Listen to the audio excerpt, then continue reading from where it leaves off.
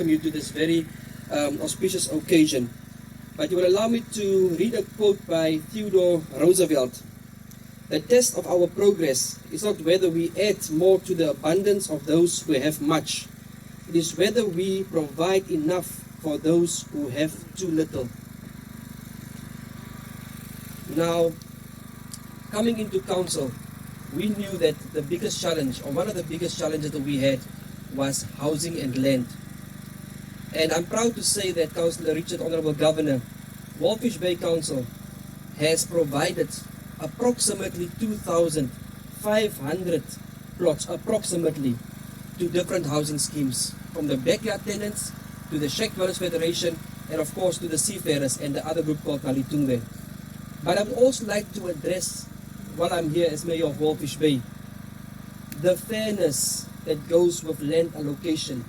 We see too many issues when it comes to land allocation, and that is something that when you give this land to people, you give it with a heart that you think it will bring together people and make them happy, and they must be united and they must celebrate in this precious gift that is land. Yet there is an element of entitlement amongst members, which is something that is not nice.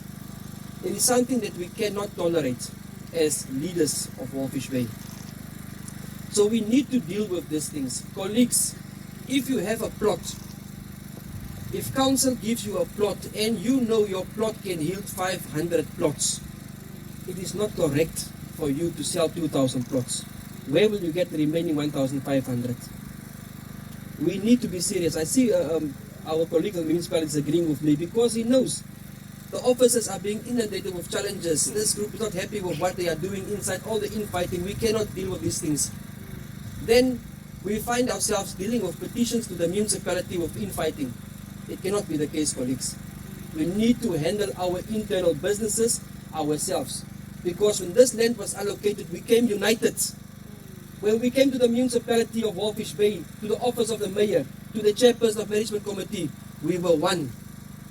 But once that food is being dished, people are not happy. Because I didn't get enough meat, my rice doesn't have any sauce, I'm not happy. We should be content with what we are doing. We found people that were stranded in the clubhouse, the rugby clubhouse in Naravel. We gave these people land. We found the remaining Koliloka fire victims. We gave them land.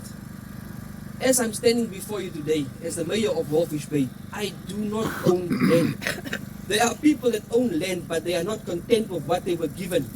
And they are paying this land off at the municipality at an affordable rate. We are bringing back to life, Honourable Governor, the municipal housing scheme where we are taking out the middleman and allowing people to own land directly from the municipality. People are paying up to $300, $400 for land. Yes, there might not be services yet, but services will surely follow. Some plots were bought or are being bought unserviced by certain groups, meaning they are paying a lesser price. But council is also willing to assist in that regard because we know how important essential services are. Now you have an issue where you have given land. The agreement was we are giving land to our people. They have received land. Now the municipality of Walvis Bay, through the government, has built houses. My goodness. Can you now also want a house after you have received land? How fair is that? Now we are receiving petitions and complaints that you are building houses, we need those houses as well. You have received land yesterday, today you want a house. Can that be fair towards the rest of the residents of Walvis Bay? How many young people are staying in the yards, in the houses of their mothers, tenants? How many people are paying exorbitant rates to stay in backyard shacks while they could be owning their own piece of land? We cannot tolerate this as leadership. That is why the municipality of Walvis Bay heard the plight of our people, and we have decided land will be the priority. We will allocate land to our people. Regardless if it's serviced or not, services will come, but people need to be landowners. We cannot continue renting. While you are in Walvis Bay for 30 years, you are staying in a backyard shack. How fair is that towards your dignity as a fisherman? You are working in a company And I'm happy to see some of the representatives of fishing companies also reached out to the municipality of Walvis Bay saying we need land because we want to build houses for our people that work in our factories. We should look favorably upon those applications as leaders, because alone we cannot do it. We need the assistance and we need the cooperation of all stakeholders, including the private companies. Because only when we stand together we can face any single challenge that comes our way, Honourable Governor. The municipality, the private sector and central government, we cannot have one without the other. We need to be united to face all evils. And when I'm speaking about entitlement, no local authority in this country, in this world, is without challenges. We will always have challenges. Your test is to give more to those who don't have than to add to those who have abundantly. That is why we are here. We have those that are petitioning other things.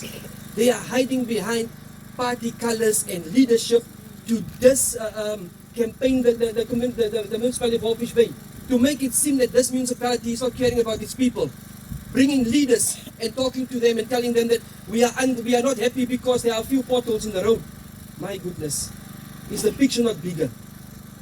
Are the problems that we are facing on a daily basis not bigger than a few potholes in the road? I have to tell you this today, my dear colleagues, leaders. I'm here to serve the people of Walvis Bay who elected me. And I will fear no office in my pursuit of that service. Thank you very much.